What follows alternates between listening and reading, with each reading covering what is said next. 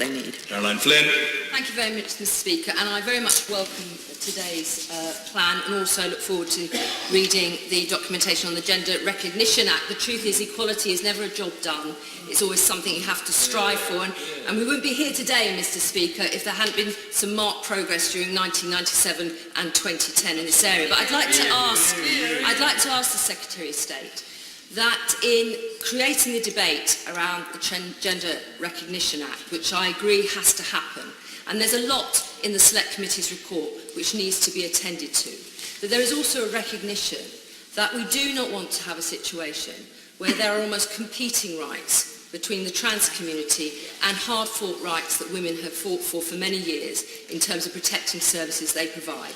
I believe there is a way through this if people on all sides of this debate can do it in a way which is informed, which is discursive and doesn't shut down conversations. And there has been abuse against the trans community, but I would have to say there has also been a lot of abuse and insults against anybody who has raised concerns about some of the implications, maybe some of it that needs to be discussed, but also some of the things that people are actually genuinely worried about. And this debate should allow us to put this to bed and make sure we come out of it with something that is better for everybody.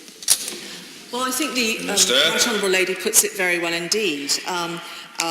Those questions that women's groups raise, for example, are completely legitimate questions. And I think sometimes people forget what we require of people who are changing their gender identity today. We require these people to live in their new gender for 2 years prior to changing the gender. So this is, we're not catering for something new here. This needs to be a calm, grown-up conversation for the nation. This consultation affords us the chance to do that.